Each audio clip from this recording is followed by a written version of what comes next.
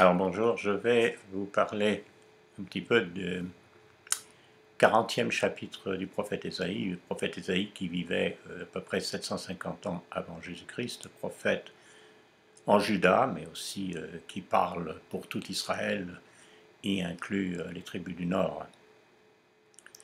Ce chapitre 40, j'ai trouvé très intéressant à cause d'un certain nombre de messages. Je vais en parler de quelques-uns. Le premier message, c'est le message de réconfort, de consolation, qui est très important, qui est dans le premier verset. Il y a aussi le message qui concerne la préparation de la venue du Seigneur, qui est un message bien sûr répercuté par Jean-Baptiste un peu plus tard dans l'histoire. Il y a le message de Dieu qui révèle sa gloire, qui manifeste sa gloire au moment de cette venue, qui est bien sûr la venue du Messie. Il y a aussi le message de la condition humaine et de l'appel de Dieu, la condition humaine précaire, mortelle. Il y a le message aussi extraordinaire de Dieu qui se présente comme le bon berger, le berger d'Israël. Et aussi finalement toute une série de textes, mais on ne va pas tous les regarder, dans le chapitre 40 déjà, qui est introduit l'idée de Dieu comme créateur, qui doit nous inspirer confiance, mais aussi crainte, et qui doit nous inspirer de toutes sortes de sentiments liés à cette puissance qu'il manifeste dans la création. Ésaïe chapitre 40, verset 1, « Consolez, consolez mon peuple, dit votre Dieu. Parlez au cœur de Jérusalem, criez-lui que sa période de combat est terminée, que sa faute est expiée, qu'elle a reçu de l'Éternel le salaire de tous ses péchés. » Alors, normalement, quand on parle de consolation, de réconfort, on parle de cela dans un contexte de deuil, dans un contexte de tristesse, de peine, où quelqu'un aurait besoin d'être consolé. Donc c'est intéressant dans ce contexte que le prophète, Dieu à travers le prophète, parle d'un réconfort ici, d'une consolation, mais qui dépend, qui est lié à cette action de Dieu qui est de pardonner, d'offrir le pardon des péchés. Dans le contexte de l'histoire où on voit le roi Ézéchias qui devient malade au chapitre 38, qui va mourir et qui supplie Dieu de lui donner plus de vie, et où Dieu justement lui accorde 15 années de plus de vie, on voit dans l'histoire de ce roi Ézéchias ce qui se passe, qui est un exemple qui illustre une attitude. L'attitude, c'est que quand on va bien, ou quand on va mieux, eh bien on oublie assez vite Dieu, on oublie ce qu'il a fait et ce qu'on lui doit. Donc ce roi Ézéchias, qui est un roi d'ailleurs présenté comme un roi très juste, c'est un roi aussi très humain, avec des faiblesses. Et ce qui est intéressant dans cette histoire, et je crois qu'il correspond à une réalité de la vie humaine, c'est que quand les choses vont bien, ou quand les choses vont mieux, c'est à ce moment-là que nos faiblesses risquent de ressortir.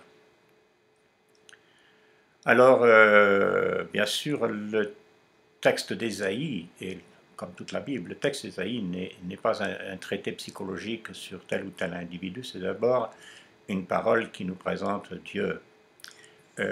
Et comment Dieu voit cette perspective, comment Dieu voit notre comportement et notre attitude. On ne peut pas comprendre la psychologie humaine dans son intégralité, comme essaye de le faire une société sans Dieu, sans tenir compte bien sûr de Dieu et de ce que Dieu nous dit. C'est-à-dire que c'est à travers cette parole de Dieu, déjà ici, mais à travers toute la Bible, c'est cette parole de Dieu qui nous aide à nous comprendre nous-mêmes. Et nous comprendre nous-mêmes, c'est plus important en premier lieu que de comprendre les autres. Pourquoi? Parce que comprendre les autres, c'est déjà beaucoup plus difficile. Chacun connaît ce qu'il y a dans son cœur, chacun connaît ses motivations, ce qu'il pense réellement. Ce n'est pas toujours facile de connaître ce qu'il y a dans le cœur des autres. C'est d'ailleurs même pratiquement, la plupart du temps, impossible. Donc la question de la parole de Dieu, c'est d'abord la question de Dieu qui me parle à moi, pour me dire qui je suis ou qui je devrais être.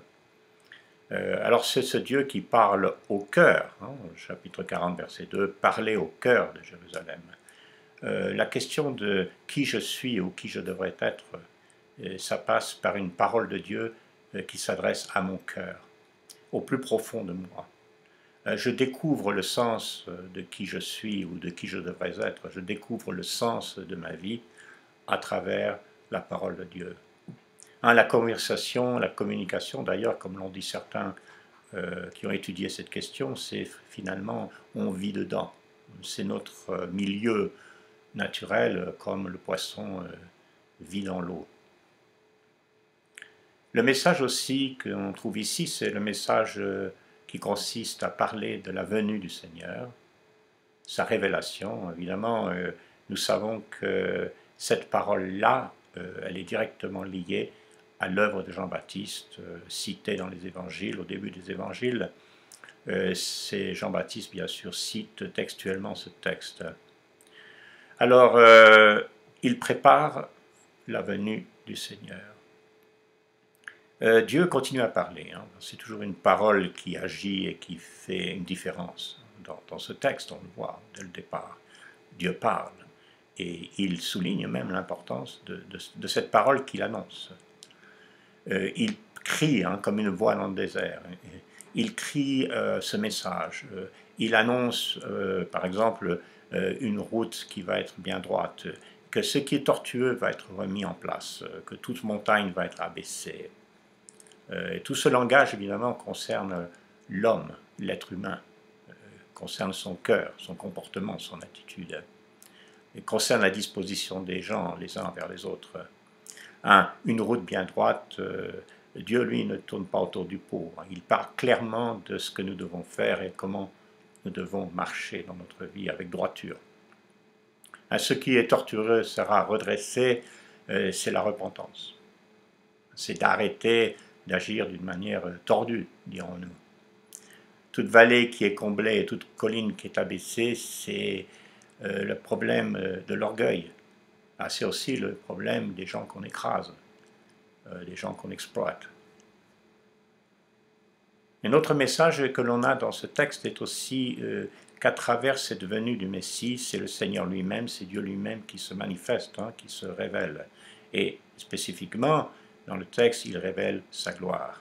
Il révèle sa gloire à tous ceux qui peuvent la voir. Verset 5 du chapitre 40, la gloire de l'Éternel sera révélée, et au même instant, tout homme la verra. Oui, c'est l'Éternel qui l'affirme. C'est intéressant dans ce texte, évidemment, c'est qu'on a une portée universelle de cette révélation de Dieu. Dieu ne se révèle pas seulement à quelques personnes, ou même à un peuple. Dans ce contexte, et on connaît le contexte de la venue de Jésus, c'est une révélation de Dieu, de sa gloire pour toute l'humanité, pour tout homme.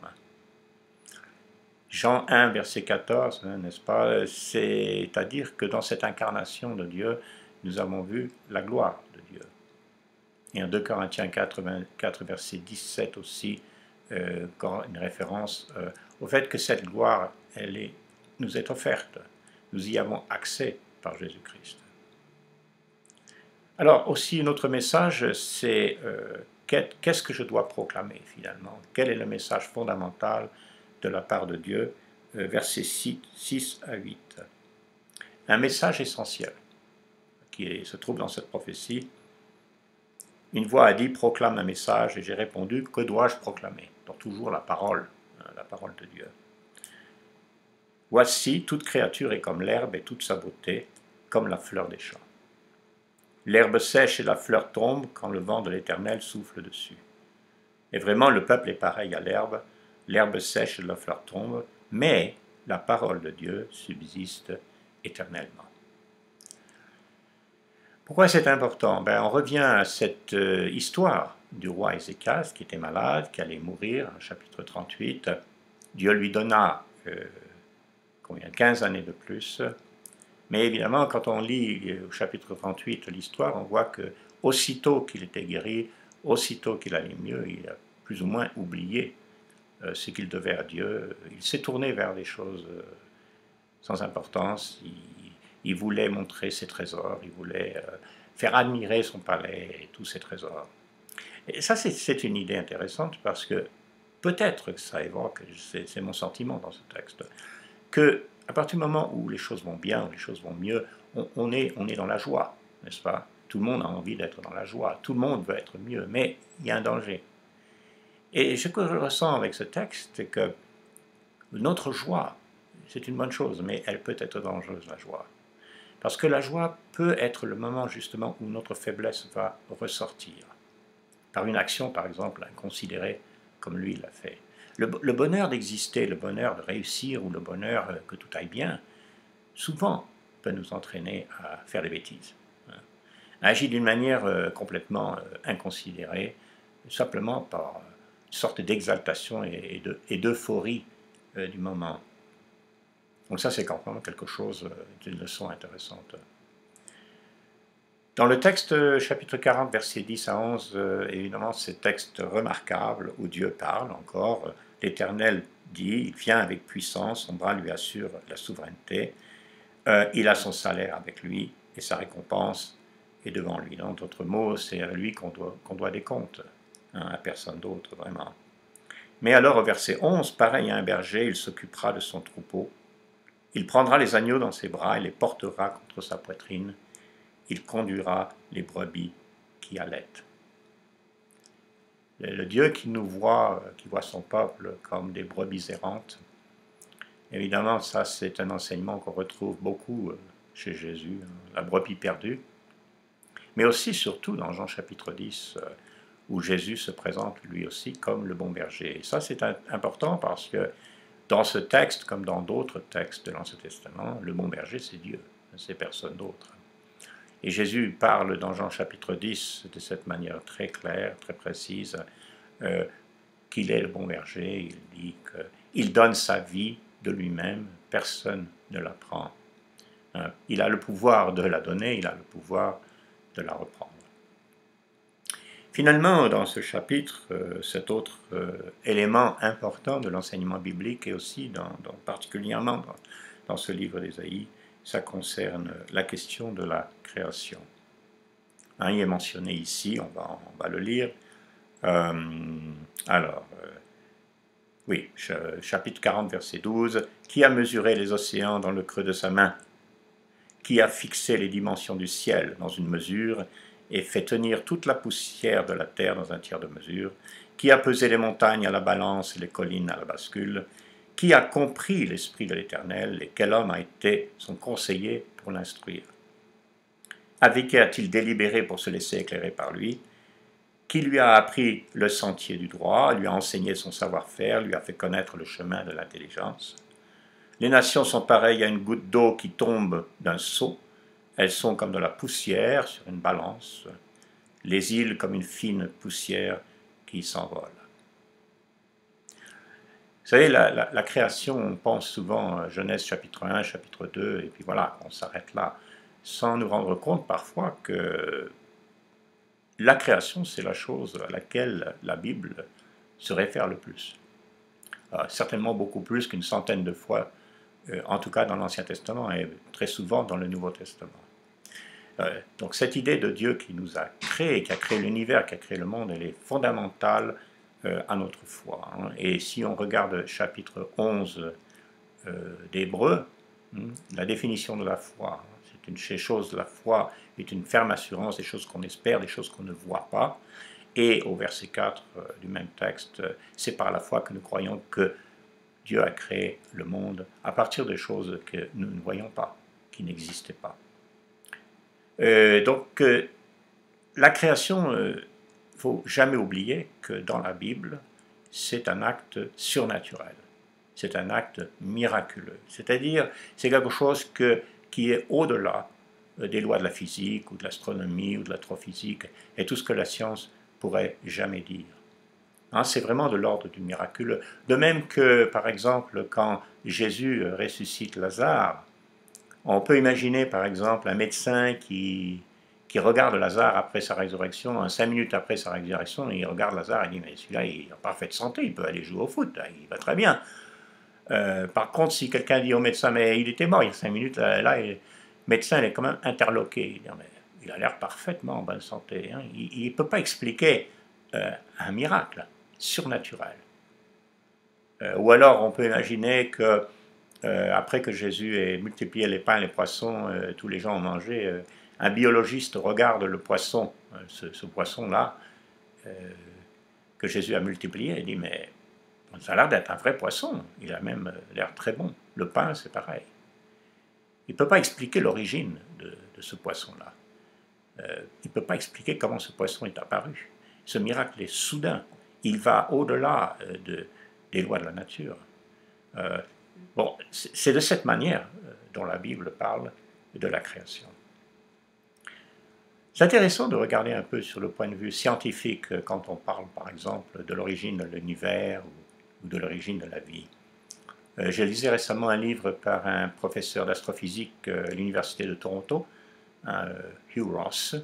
Ross a écrit ce livre il n'y a pas très longtemps, il a été publié, qui s'appelle « Le Créateur et le Cosmos ».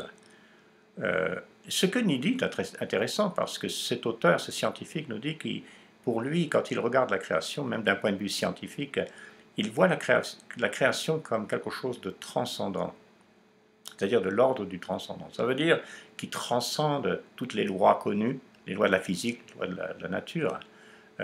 Il regarde la création et se pose la question, mais comment ça a commencé?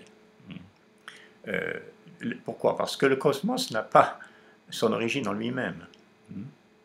L'univers n'a pas eu son origine en lui-même. Il est venu, il y a eu un début. Genèse chapitre 1, verset 1, au commencement, Dieu créa les cieux et la terre.